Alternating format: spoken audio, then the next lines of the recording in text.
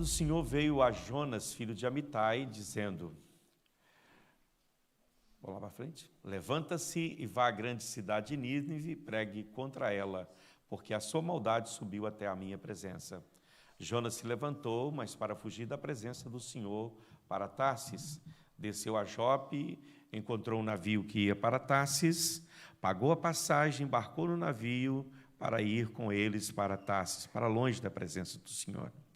Mas o Senhor lançou sobre o mar um forte vento e levantou-se uma tempestade tão violenta que parecia que o navio estava a ponto de se despedaçar.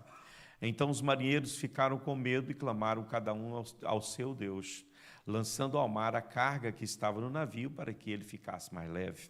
Jonas, porém, havia descido ao porão do navio e ali havia se deitado e dormia profundamente. O capitão do navio se aproximou de Jonas e lhe disse, o que está acontecendo com você? Agarrado aí ao sono? Levanta-se, invoque o seu Deus. Talvez assim esse Deus se lembre de nós, para que não pereçamos. E os marinheiros diziam uns aos outros, vamos lançar sorte para descobrir quem é o culpado desse mal que caiu sobre nós. E lançaram sorte, e a sorte caiu sobre Jonas. E então lhes disseram, agora nos diga quem é o culpado por este mal que nos aconteceu. Qual é a sua ocupação? De onde você vem? Qual a sua terra? E de que povo você é? Jonas respondeu, eu sou hebreu e temo ao Senhor, o Deus do céu, que fez o mar e a terra. Então os homens ficaram com muito medo e lhe perguntaram, o que é isso que você fez? Pois aqueles homens sabiam que Jonas estava fugindo da presença do Senhor, porque ele lhes havia contado. Então lhe perguntaram, o que devemos fazer com você para que o mar se acalme? Disseram isto porque o mar ia se tornando cada vez mais tempestuoso. E Jonas respondeu, pegue-me e lance-me ao mar. Então o mar ficará calmo, porque eu sei que por minha causa esta grande tempestade caiu sobre vocês. E em vez disso, os homens remavam, esforçando-se por alcançar a terra, mas não podiam, porque o mar ia se tornando cada vez mais tempestuoso contra eles.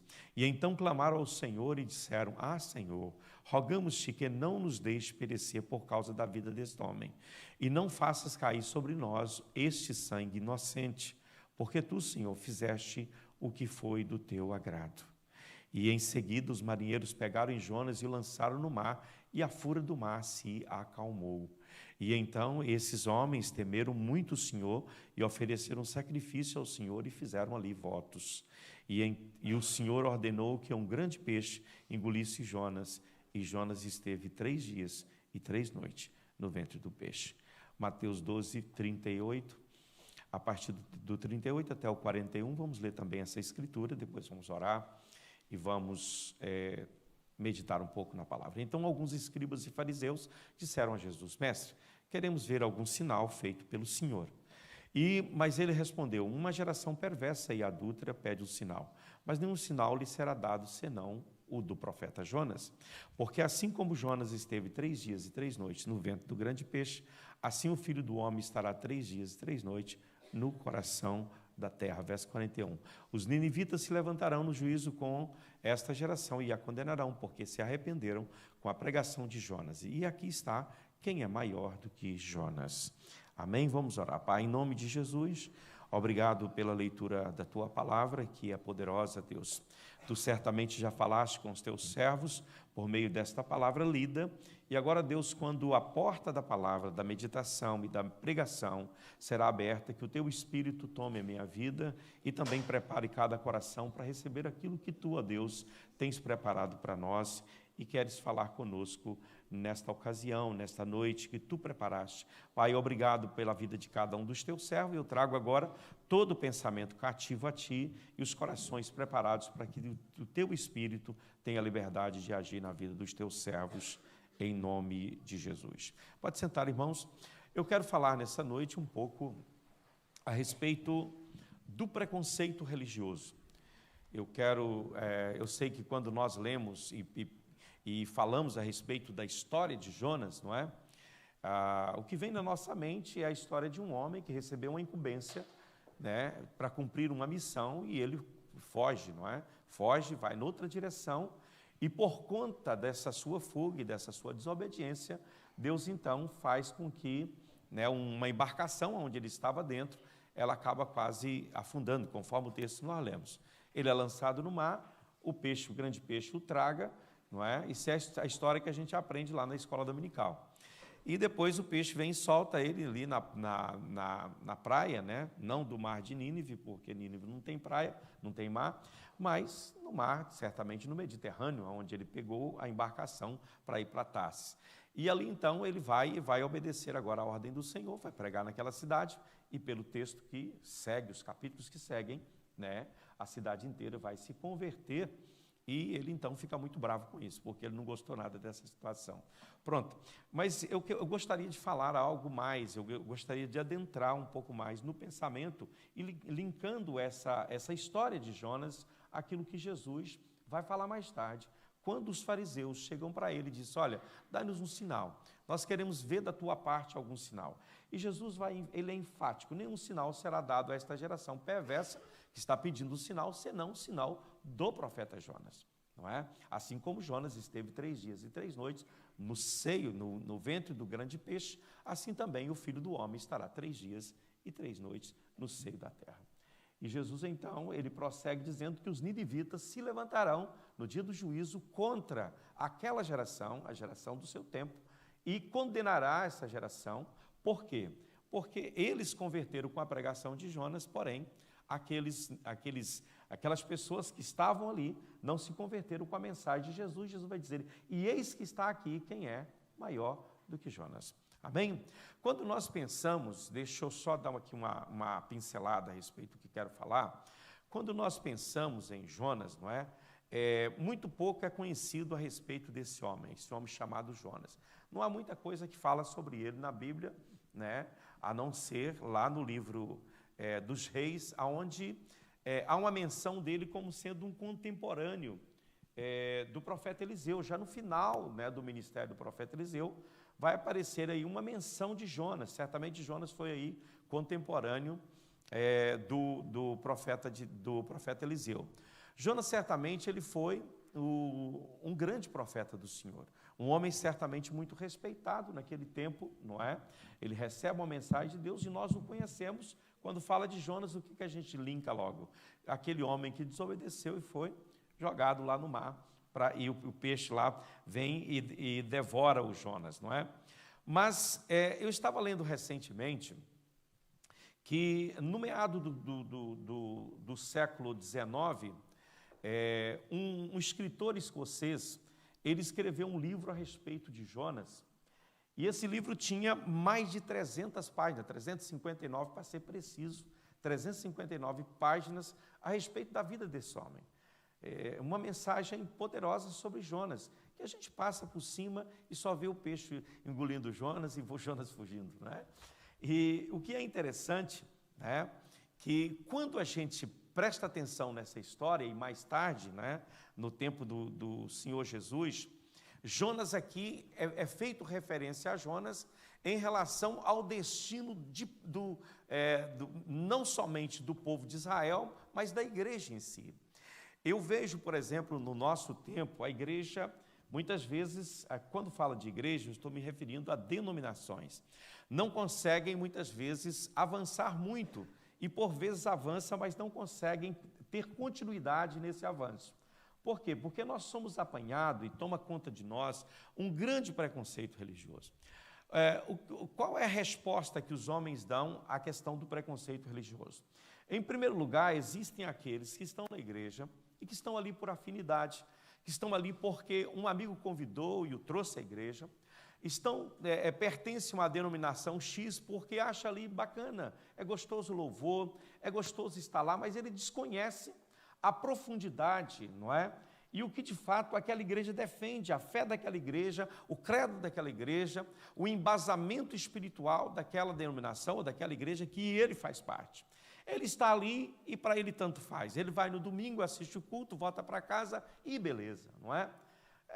Como acontece em muitas grandes igrejas hoje, onde as pessoas vão, por exemplo, na Igreja Católica, assistem à missa, voltam para casa e beleza, né? Já fiz a minha parte religiosa da semana, agora posso viver do meu jeito agora durante a semana inteira. Domingo que vem eu volto novamente para tomar mais um pouquinho dessa água aí, que vai me dar sustância para eu ficar mais uma semana sem precisar buscar a Deus. E, claro, nas igrejas evangélicas também não é diferente. Muitas vezes nós pertencemos a uma agremiação, um grupo, não é? E achamos que estamos ali, estamos safo, não é? Não há problema com a gente. Então, há esse primeiro grupo que estão dentro da igreja e são indiferentes. Para eles, tanto faz o que o pastor prega, ele nem presta atenção. Ele nem vai esmiuçar aquilo que é ministrado.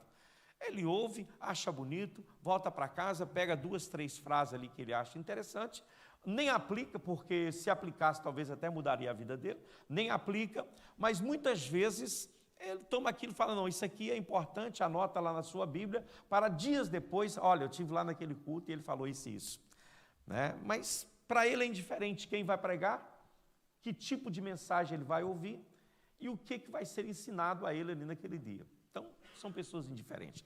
Há aqueles que vestem a pele da denominação, que veste exatamente a camisa, faz da camisa a sua segunda pele. Ele defende com unhas e dentes. E tudo aquilo que é contrário, né, e se Deus quiser fazer alguma coisa contrária ao pensamento religioso dele, ele não aceita, não é? Não pode ser, Deus não está nisso, porque se Deus estivesse nisso, né, isso estava aqui nessa religião, nessa igreja, porque aqui é muito bom, não é? Ele pensa que o fim de Deus está naquela denominação, naquela igreja, né? Achamos que o pensamento é Deus está enquadrado ou formatado dentro desse formato religioso que foi estabelecido aqui, que a gente acha bonito. Então, tudo que fugir disso, eu não quero. E aí o que acontece? Nós mudamos de igreja, vamos daqui para ali, vamos dali para aqui, tentando, não é, muitas vezes, nos encaixar dentro daquilo que achamos que é a verdade. E quantas vezes vamos numa igreja, assistimos um culto e falamos, Deus não pode estar ali. Eu não me senti bem ali. Deus não pode estar ali porque ali é muito diferente. Ali é muito diferente daquilo que eu penso, então Deus não pode estar ali. Não há salvação naquele lugar. E por último estão aqueles que estão acima de tudo isso, que entendem que o servir a Deus é muito mais do que uma placa, é muito mais do que pertencer a uma agremiação, a um clube, é muito mais do que pertencer a um grupo que denomina-se, que defende isso ou aquilo. Ele pertence ao Senhor e ele entende que Deus é soberano e pode fazer o que Deus quer fazer independente de mim. Deus não está formatado ao meu conceito e ao meu preconceito. Ele pode agir do jeito que Ele quiser agir. E que eu não tenho que dizer para Deus, faça isso, ou faça aquilo, ou dessa forma, ou daquela forma. Quantas vezes o Senhor nos surpreende dentro de um culto? Quantas vezes, se nós não estamos devidamente livres para adorar a Deus, nós pensamos, não, isso não é do Senhor, isso é da carne. Quantas vezes eu fiz isso, olhei para manifestações que era de Deus e dizia, não pode ser de Deus, porque se fosse de Deus, estava enquadrado dentro dessa moldura, não é? Religiosa que eu estabeleci.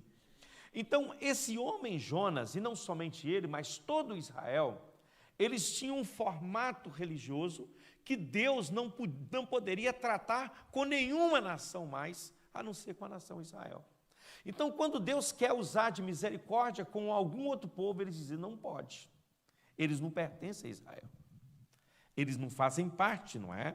Então, nesta mensagem, eu não quero tratar da vida dos tempos do profeta Jonas, não é isso que eu quero tratar aqui, porque isso vocês sabem muito bem. A gente aprende desde a escola dominical, aprendemos sobre a vida de Jonas e o que passou com ele. Mas apenas eu quero buscar colocar o dedo sobre aquilo que eu creio ser a mensagem particular que Deus, através desse profeta, quer transmitir aos nossos corações, quer falar com a gente nesta noite. É uma questão que é o resultado daquilo que foi transmitido pelo profeta através da sua própria vida e que muitas vezes não apanhamos isso.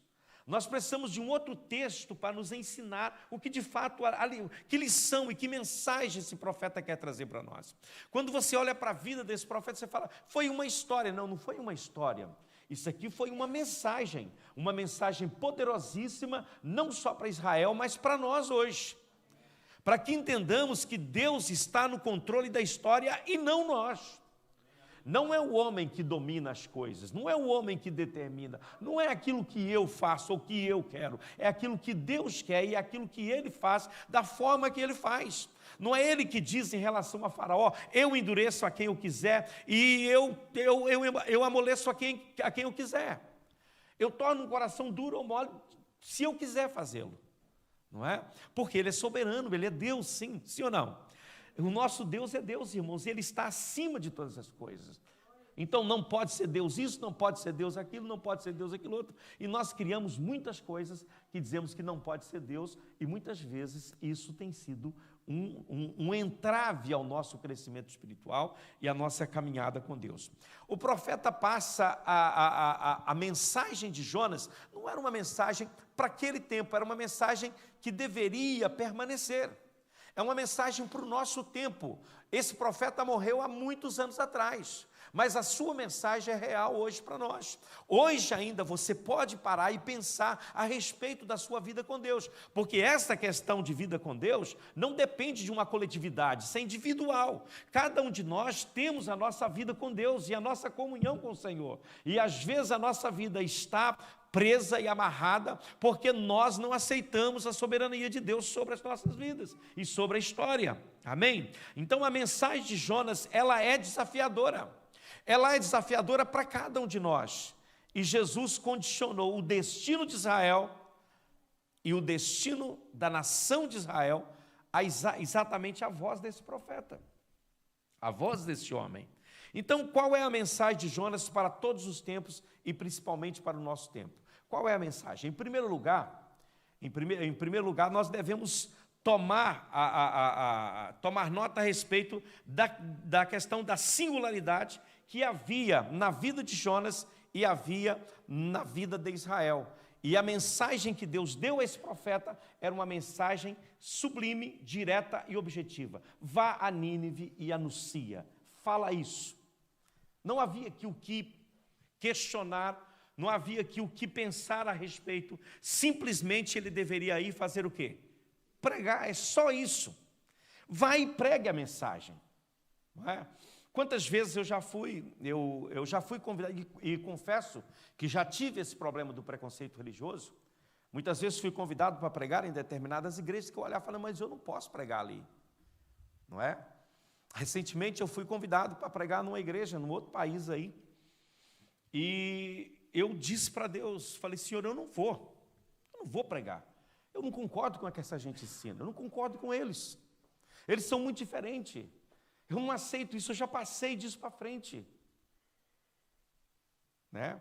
E eu fui dormir, e naquela noite Deus falou muito comigo, e o pastor havia me convidado, havia me ligado, me convidado, eu disse, pastor, não sei se eu posso ir, claro, querendo descartar, porque eu não sei da minha agenda eu tenho que ver primeiro, ver se eu posso ou não posso, é uma viagem para um outro país, como é que eu vou? E Deus falou, você é muito preconceituoso, você tem que acabar com esse preconceito no seu coração, e eu achava que eu não tinha, porque eu acho que eu me dou bem com toda a gente, mas muitas vezes nós ainda estamos ligados àquelas relíquias antigas, não é? Que estamos presos àquilo ainda, como a nação de Israel, que pegou aquela serpente lá do deserto e fez dela um Deus que adorou por muitos anos. Eles estavam adorando aquilo ali, deu um outro nome para aquela serpente e adorava, todos os dias adorava aquela serpente. E nós muitas vezes construímos ídolos, como Mica, não é? Aquele homem da montanha de Efraim. Construímos um ídolo e adoramos esse ídolo e não queremos abrir mão dele, porque achamos que ali sim está a nossa bênção, mas Deus nos chama muitas vezes para quebrar com isso e caminhar numa direção contrária e entender que Deus pode fazer aquilo que você nem pensa que Ele é capaz. Aquilo que não subiu o seu coração, não subiu a sua mente, você nunca pensou a respeito, Deus tem preparado para nós. E Deus nos surpreende a cada dia com aquilo que Ele faz em nosso favor. Aleluia! Agora, observe que o que Deus fez com Jonas não era algo novo. Porque Deus, no seu eterno propósito, Ele falou com muitos homens que nós nem sabemos. Nós conhecemos a história relatada na Bíblia, mas quantos homens mais, como por exemplo Melquisedeque, que nós nem sabemos, né, de onde esse homem, né, veio, quanto tempo ele viveu, quem era ele e tal, se ele deixou descendente ou não, mas ele é chamado na Bíblia de sacerdote do Deus Altíssimo. Então, com quem mais Deus falou fora da nação de Israel? Com quantas pessoas mais Deus tratou, que não pertencia ao mundo dos judeus? Não é? E a gente fala, não, Deus não podia tratar com mais ninguém, porque o povo escolhido, sim, para trazer o Messias eram eles. Mas Deus não é refém de um povo, Deus não é refém de uma nação, de uma bandeira. Deus é livre para agir como Ele bem quer, sim ou não? Ele pode fazer ou não pode fazer, irmãos? Agora, era algo novo para a mente de Jonas, era algo novo para Israel, que Deus, de algum modo, buscasse o bem dos estrangeiros. Que Deus pudesse, de alguma maneira, ter dó ou misericórdia de pessoas que não fossem da nação de Israel. Estão entendendo? Quantas vezes a gente fica preso a isso? Há muita gente que está sendo ouvido por Deus, tocado por Deus, em lugares remotos dessa terra que você nem imagina.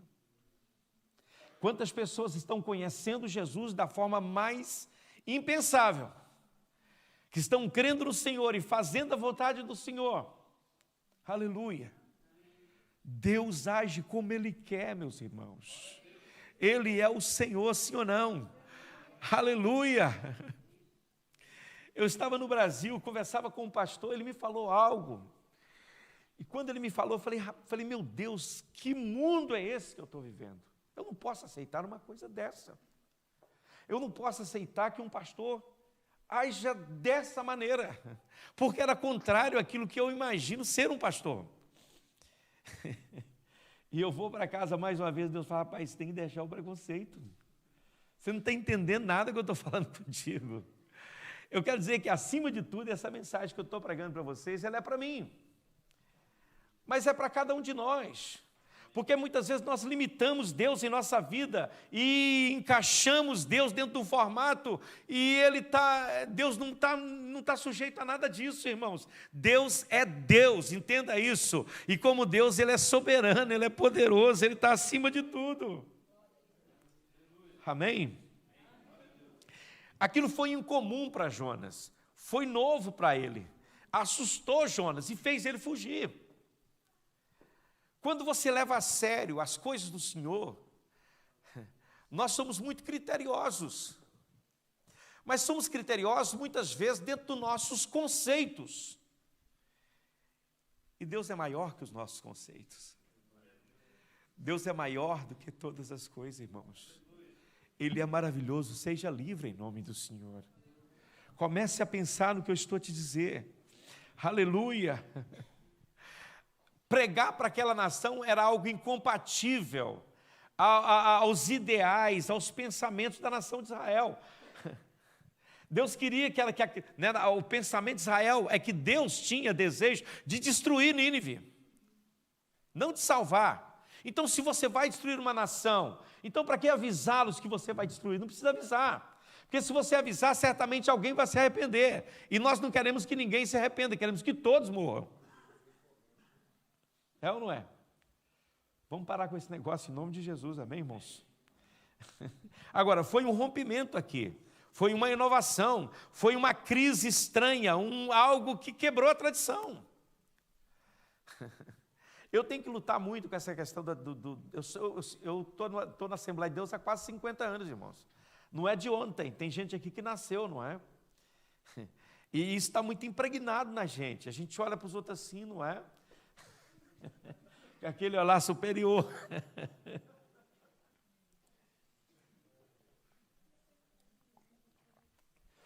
Agora, eu estou em fase de construção, vocês me perdoam, vocês podem que não. Mas Deus... Ele me quebra todo dia, e todo dia Ele põe o dedo na ferida e diz, muda,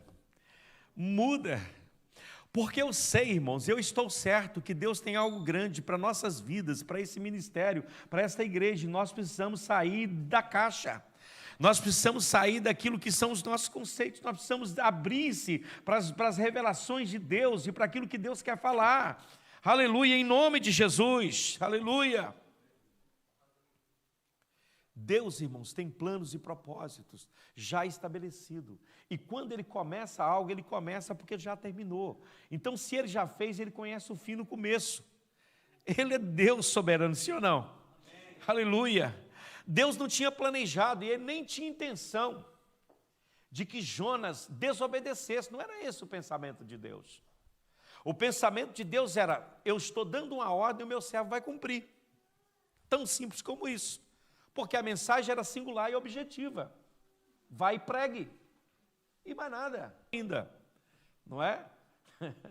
Ele vai ter uma luta tremenda quando o povo se converte. Ele sobe para uma montanha para olhar a destruição do povo. Olha, dentro de 3 dias Deus vai destruir essa cidade. Ele está ali esperando a destruição, mas ao invés de destruição vem bênção sobre aquela cidade.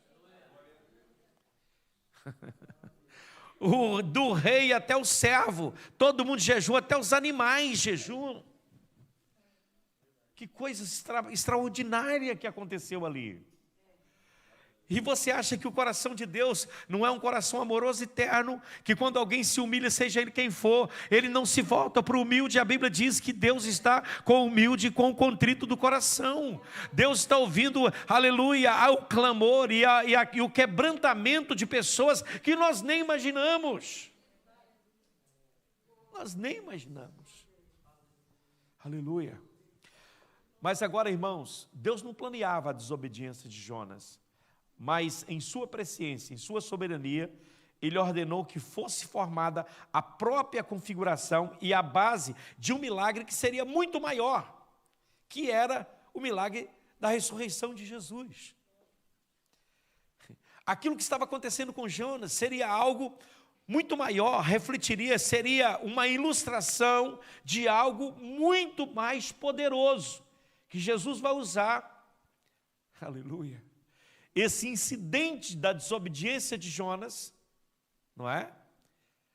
Para ilustrar aquilo que aconteceria, que ele com a humanidade desceria à profundeza da terra, mas não ficaria lá. De lá ele se levantaria e ressuscitaria ao 3º dia. É aí que está a nossa vitória. Aleluia. É tão profundo e é tão insondável os caminhos de Deus que às vezes nós não entendemos. A Bíblia fala dos pensamentos de Deus e dos caminhos de Deus que são insondáveis. Você não pode sondar os caminhos de Deus. Deus faz seus caminhos nos lugares mais improváveis. Deus conduz a gente por caminhos que a gente nem imagina. Quantas vezes nós olhamos para algo e falamos: isso não pode ser de Deus porque está tão difícil. Né? Nós entendemos como sendo resposta de Deus quando a porta está aberta. Agora, entendemos que quando não tem porta, ou ela está fechada, não é de Deus. Irmão, porta aberta não significa aprovação. Porta fechada não significa reprovação. Falta de porta não significa esquecimento. Deus, Ele sabe perfeitamente todas as coisas. Muitas vezes uma porta aberta e Deus está dizendo: não entre. Não entre. E às vezes a porta está fechada e o Senhor diz: pode ficar tranquilo que eu vou abrir. As portas de bronze vão cair, os ferrolhos de ferro vão cair por terra. E quando não existir porta, Ele constrói uma. Quando não tiver caminho, Ele faz um, mas é no meio do mar, não importa, Ele vai construir no meio do mar. É difícil, é impossível, mas para Ele não. Para nós sim, para Ele não. Então, quando nós pensamos a respeito dos feitos de Deus, isso tem que mover os nossos corações. Aleluia. Em todas as coisas, Deus tem caminhos estabelecidos, amém? Foi algo novo em Israel, e esta foi uma parte, mas uma parte muito forte, do dilema e da dificuldade de Jonas. Talvez a gente fale assim: eu no lugar de Jonas eu iria tranquilo, Deus mandou e eu obedeceria. Irmão, quantas vezes você tem desobedecido o Senhor? Ouviu o louvor que foi cantado aqui? A gente diz assim: Senhor, eu não ofereço para ti nada que não me custe nada, não é? Um sacrifício que não me custe algo, como Davi falou. Mas na hora de pagar o preço, a gente diz: não, peraí, Senhor, eu não pensava que era tão caro assim, e que era tão difícil assim, e que o problema seria tão grande assim. Quando a pedra da moenda de Deus começa a apertar sobre nós, a gente diz assim: eu não imaginava que isso era assim. Se é assim, então, não é? Não dá para prosseguir, não é? Não dá para prosseguir. Aí está, irmãos, a primeira nota nesta mensagem a respeito da vida de Jonas, não é? Toda a batalha que o judaísmo travou contra o cristianismo no começo tem a ver com isso. Tem a ver com o pensamento dos judeus, inclusive dos apóstolos. Inclusive dos apóstolos, quando aquele vaso desce diante de Pedro, aquele lençol, e Pedro olha ali todo tipo de animais, répteis da terra, quadrúpedes, ali descendo diante dele, ele diz: Senhor, e Deus dizia: Pedro, mata e come. Ele diz: Senhor, de jeito nenhum, eu nunca comi coisa parecida com essa, não põe na minha boca, né? Se fosse nos dias de hoje, ele falava: credo em cruz, sai para lá com esse negócio, benzia e mandava sair de perto, não é? Mas aí por 3 vezes Deus falou a mesma coisa: Pedro, mata e come. A resposta de Pedro: de jeito nenhum. E Deus diz: não chama de comum e imundo aquilo que eu santifiquei. Oh, aleluia. E você vai ver que ele chega, mesmo assim ele vai à casa de Cornélio.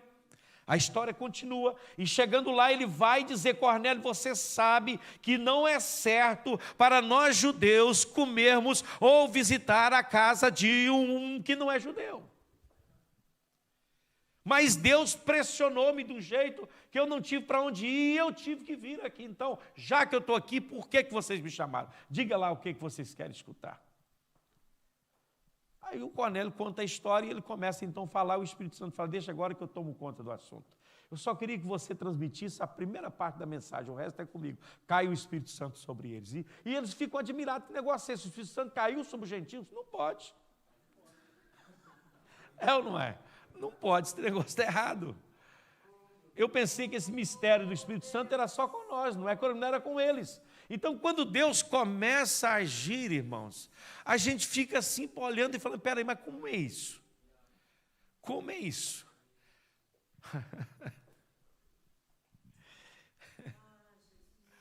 Se você for observar, o apedrejamento de Estevão teve a ver com preconceito religioso.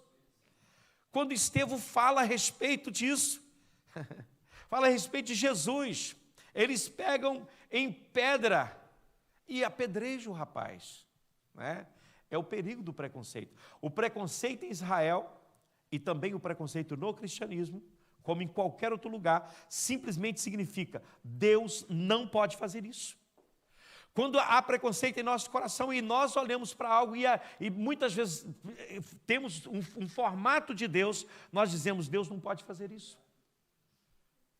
Está errado isso que Deus está fazendo. Deus, você não está vendo que esse povo é gentil? Por que o Espírito caiu sobre eles? Não pode. Não faz sentido. Isso não pode ser de Deus. Que movimento é esse? E aí dão N nomes, aí pecamos. Blasfemamos contra o Espírito Santo, que Jesus veio fazendo milagre e prodígio, só que porque ele comia com os pecadores. Era diferente. Ele tratava com prostitutas, tocava em leprosos, visitava os cobradores de imposto. Ele dizia: esse homem não é de Deus, não. Ele manda carregar a cama no sábado. Não pode ser de Deus. Agora, veja bem como nós somos tapados e ignorantes face ao agir de Deus. Alguém estava paralítico há 38 anos. Ele se levanta, pega a esteira, sai com ela, encontra com o líder religioso. O líder diz: você não pode carregar a esteira, porque hoje é sábado. Irmão, que negócio estranho. É ou não é? Aí ele disse, mas por que você está carregando isso? Não, foi o homem que me curou. Então ele não pode ser de Deus, porque ele não guarda o sábado. Oh, meu Deus. Não é duro isso? Senhor, tu estás fazendo, mas está tudo errado, Deus. E o sábado? O Senhor falou comigo, meu servo, o preconceito, ele fecha a porta para o homem e para Deus. Deus não pode fazer e o homem não pode receber. Porque quando nós condicionamos Deus à nossa forma, nós limitamos Deus na sua ação. E muitas vezes Ele quer fazer além daquilo, mas nós não permitimos porque estamos muito condicionados. E temos uma postura de religioso. Não importa, eu sirvo a Deus, é de coração. Eu não estou preocupado com isso ou com aquele irmão. Peraí, você serve a Deus de coração, mas Deus precisa agir na sua vida. Ele não tem só isso para você, eu tenho só isso. Só essa vidinha aí, certinha, tudo, né? Até a fala é tudo igual, a gente está combinadinho, o vestimento é tudo igual, tudo bonitinho, tudo religiosamente perfeito. Será que é só isso ou Deus tem mais? Deus tem muito mais. Deus tem muito mais. Aleluia. Escute o que Deus falou comigo, quando nós abandonamos o preconceito, estamos abertos para o novo de Deus e para o novo de Deus para as nossas vidas. Você quer o novo de Deus na sua vida, então deixe o preconceito de lado, abra o seu coração e deixe Deus agir. Não fica apontando o dedo dizendo isso não pode, aquilo não pode, Deus não pode fazer isso, Deus não está nisso. E abrir-se para Deus significa uma grande virada na sua vida, no seu ministério, tira você da limitação, coloca você num grande alargamento, mostra você o que é viver pela fé, o que é enxergar as coisas do Senhor noutra perspectiva, de outra forma. Aleluia, não com seus próprios olhos, mas com os olhos do Senhor. Aleluia. O preconceito, irmãos, ele rouba aquilo que Deus tem para nós. Ele nos impede de viver a plenitude do Senhor. Ele nos impede. Amém? Ele é um salteador, que ele chega, mata e rouba. Jesus falando lá em João 10, ele vai dizer, o ladrão vem para matar, roubar e destruir. Ele estava se referindo a quê? Porque se você pegar o contexto desse texto, você vai ver que ele estava em briga frontal com os fariseus e os hipócritas. Ele está dizendo, o preconceito religioso, ele tira você do propósito, ele rouba, ele mata, ele destrói. Mas eu vim para dar a vocês vida plena, vida abundante, é isso que eu tenho para a vida de vocês, então abra o coração.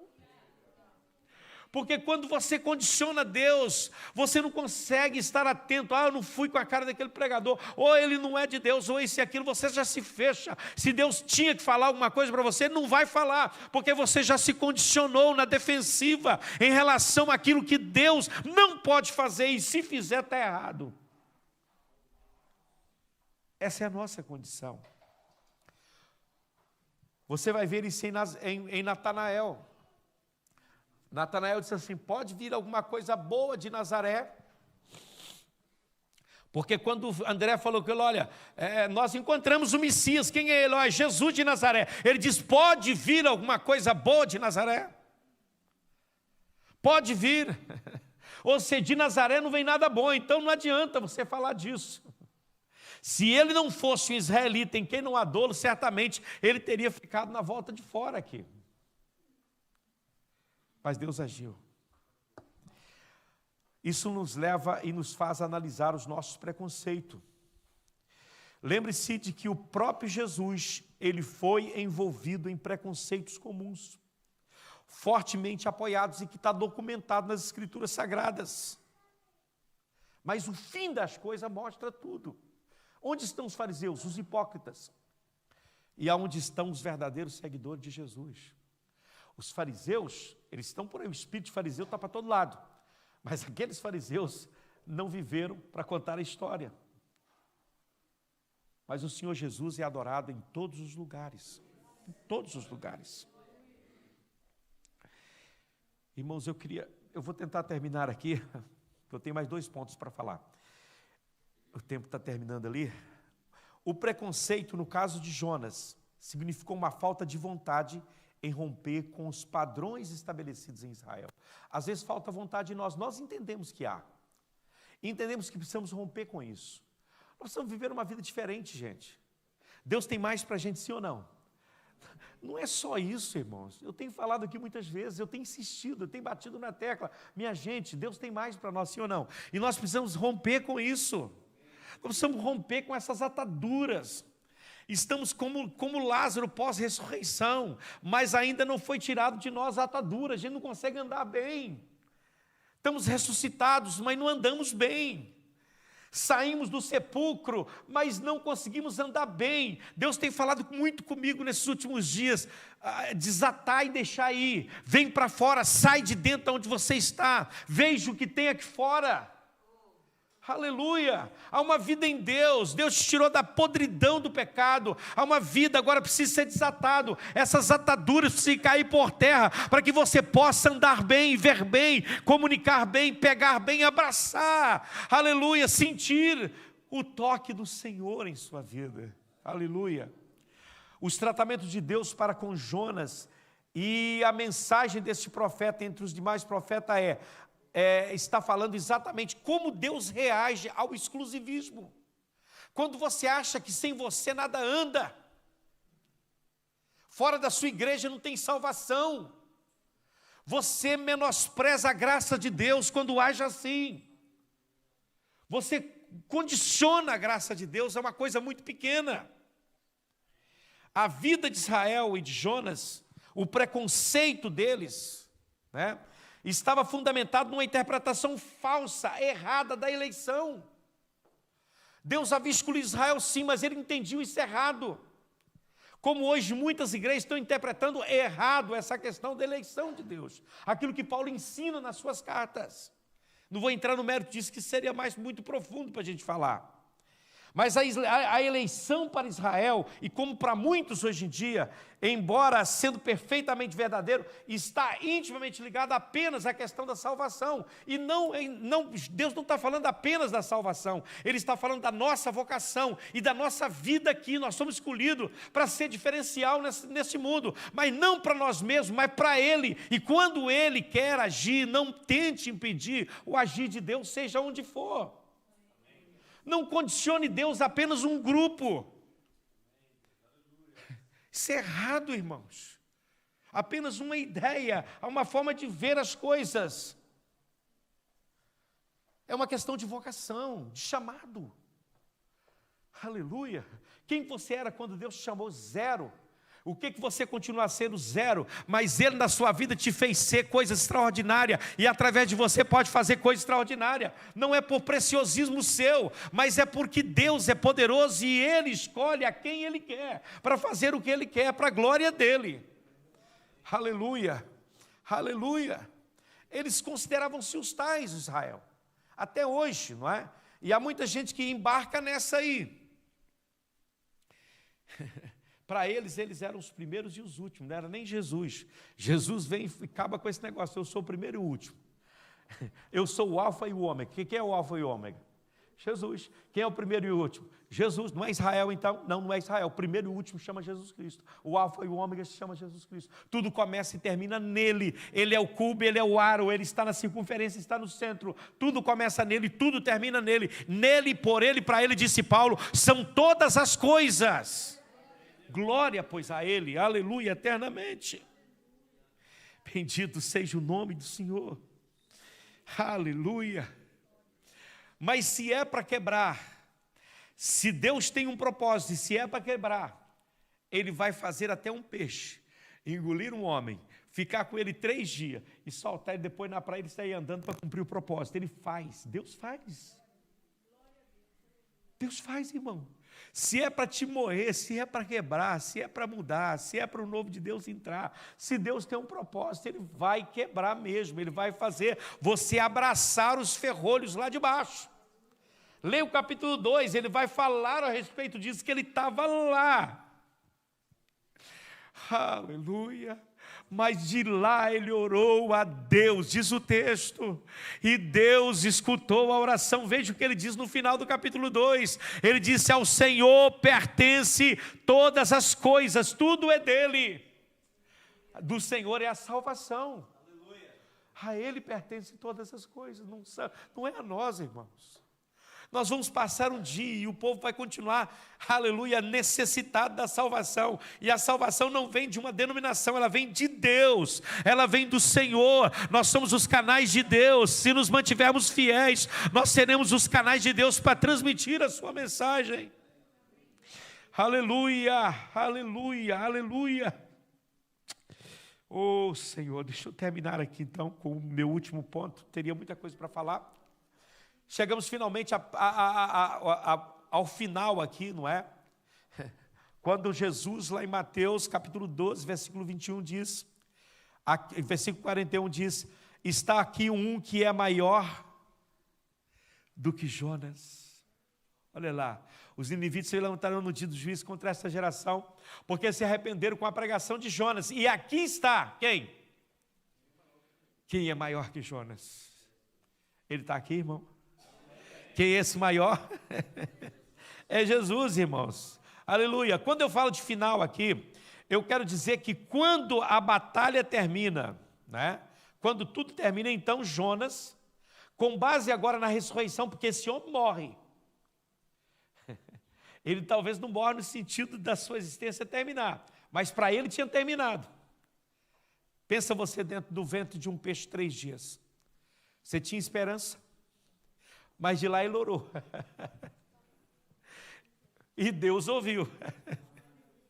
Oh, glórias a Deus. Para Jonas era como um novo começo. A nova vida estava nascendo para ele, a nova oportunidade. E é isso que Deus está trazendo para você, meu filho, minha filha. Eu estou trazendo uma nova oportunidade para você. Desvencilhe-se em nome de Jesus de tudo que te prende. Não está escrito em Hebreus 12? Desvencilhe-se de tudo que te prende. Deixe o pecado que te rodeia tão de perto. E olhe para Jesus, autor e consumador da nossa fé, o qual, pelo gozo que lhe estava proposto, ele suportou a cruz, desprezou a afronta e assentou-se à destra da majestade nos céus. Oh, aleluia, louvado seja o nome do Senhor. O contexto de Mateus 12, 41 é o verso 40. Coloca o 41 e depois volta para o 40 para mim. O contexto do 41 está no 40. Aonde o 41 é o texto que lembra, coloca o 40, por favor. Já estamos encerrando, irmãos. Porque assim como Jonas esteve 3 dias e 3 noites no ventre do grande peixe, assim o Filho do Homem estará 3 dias e 3 noites no coração da terra. Coloca o 39 também, onde Jesus vai falar, mas ele respondeu: uma geração perversa. Olha aí que ele chama Israel de uma geração perversa. Eles perderam o lugar, eles falharam na vocação que Deus os chamou. E quantos de nós estamos falhando na vocação, porque não entendemos que a eleição tem a ver com vocação, e muitas vezes, sim, a salvação também é consequência, mas tem a ver com vocação, com chamado, com o propósito que Deus tem para a vida de vocês. Quando Deus chama Abraão e diz: sai da tua terra, sai da tua parentela, sai da casa do teu pai, vai para uma terra que eu vou te mostrar, eu vou abençoar você, vou multiplicar você, vou te dar uma terra para você morar, e através da sua descendência eu vou abençoar as nações da terra. Então, vocação. Por que a igreja está aqui no mundo, irmãos? É para abençoar o mundo por meio da mensagem de Cristo. Então aqui nós temos uma geração má, referindo-se a Israel. Israel de um lado aqui, né, falhou na vocação. E Deus então toma o exemplo de Jonas de um lado, né? E do outro lado nós temos Jesus como o tipo do antítipo Jonas, não é? Aquele que desceu com a humanidade até a profundidade da terra, mas não ficou lá, porque Deus o trouxe de volta. E então nós temos no meio de tudo isso uma nação preconceituosa que não aceita que o sangue desse que foi vertido lá pode salvar não somente judeus, mas a qualquer um. Aleluia. E aí o que acontece? Paulo vai dizer assim: o mistério que estava oculto desde a fundação do mundo. Aleluia. Lá em Gálatas ele diz: Deus então revelou através de mim. Aprove a Deus revelar por meio de mim o seu Filho Jesus Cristo. Aleluia. E a mensagem do Evangelho. Que mensagem é essa? Que para Deus, o que a Sônia leu aqui, não é? Para Deus não existe ninguém que esteja perdido demais que não possa vir à salvação. Todo homem, porque Deus amou o mundo de tal maneira que deu o seu Filho, para que todo, quem é todo? Não é alguns, não é meia dúzia, não é apenas um, mas é todos. Todos aqui inclui todas as nações, todos. Todo aquele que nele crê, aleluia, não pereça, mas tenha o direito da vida eterna. Isso inclui o ladrão da cruz que estava ali para ser morto. Que no meio-dia ele ia para o inferno, às 3 da tarde ele estava indo para o céu, mudou de direção em 3 horas. Como pode ser isso? É só Deus que faz isso, irmãos. Só Deus que faz isso. Imagine você, meio-dia você está indo para o inferno, 3 da tarde você está indo para o paraíso com Jesus, e você não está indo, aleluia. Eu imagino a alegria desse homem. Ele foi aquele que acompanhou Jesus quando Jesus adentrou no paraíso. É forte. Mas quem era aquele homem? Um condenado. Quem era aquele homem? Um bandido? Um assassino, talvez? Para merecer a morte de cruz, certamente era alguém muito mau.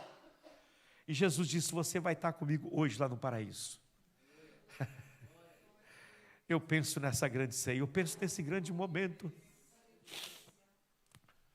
E eu consigo ver a visão de João no capítulo 7, quando ele diz, ele vê uma grande multidão de todos os povos, nações, tribos e línguas que estão debaixo do trono de Deus. E ele diz: Senhor, quem são esses? De onde eles vêm? Aleluia! Eles vêm de grandes tribulações, eles branquearam suas vestiduras no sangue do Cordeiro, por isso estão diante deles. Eles usam vestes brancas, têm palmas na sua mão, aleluia, e eles o adoram dia e noite, dizendo: Santo é o Senhor, o Deus Todo-Poderoso, aquele que é, que era e que há de vir, o Senhor do universo.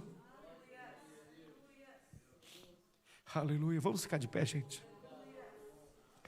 Em nome de Jesus, vamos nos abrir para o Senhor. Deus está chamando esta igreja, pastor Hélio, pastora Kenny e demais pastores, para ser um farol de Deus nesse tempo. Não deixe o preconceito impedir você de fazer aquilo que Deus te chamou para fazer.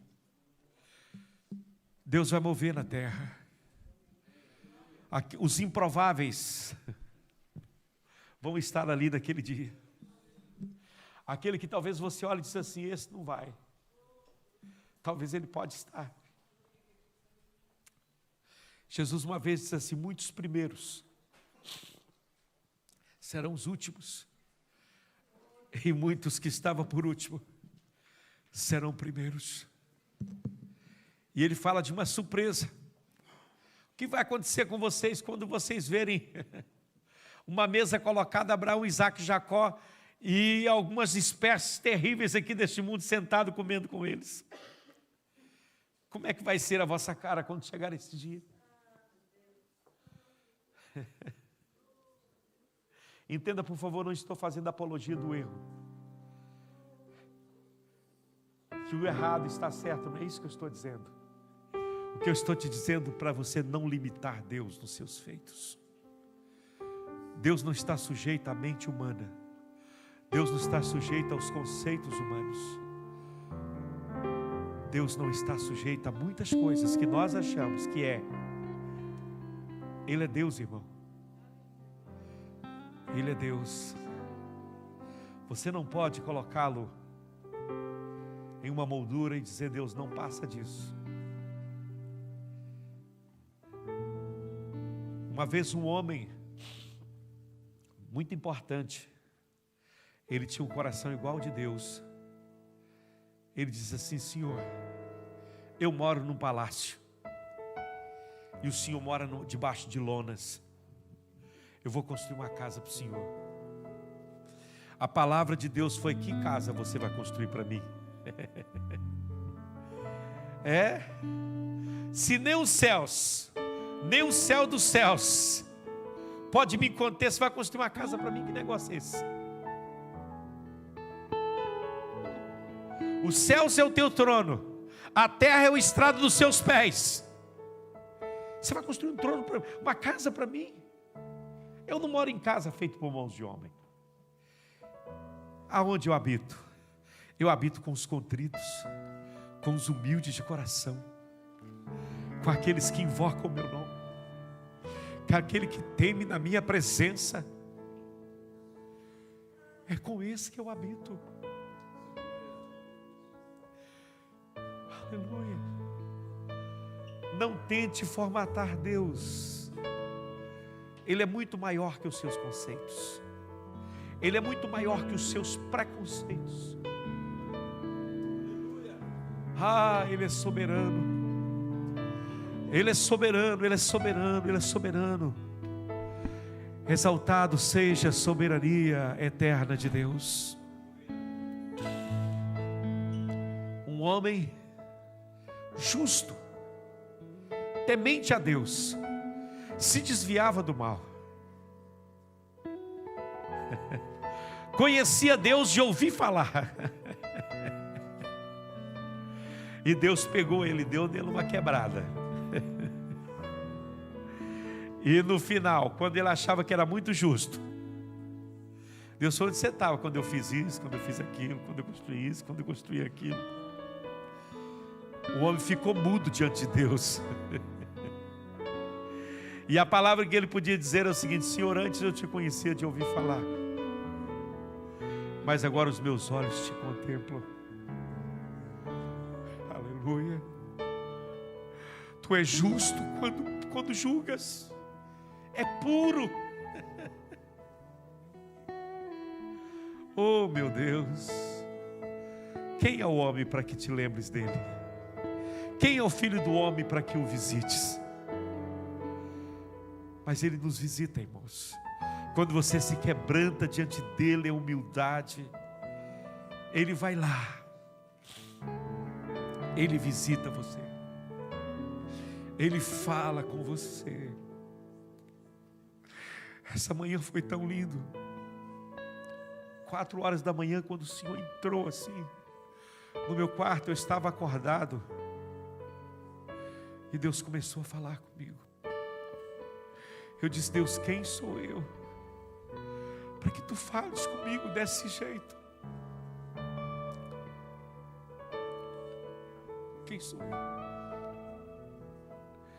Quem somos nós? Mas Deus fala conosco, amém? Vamos cantar no louvor e depois a gente vai orar.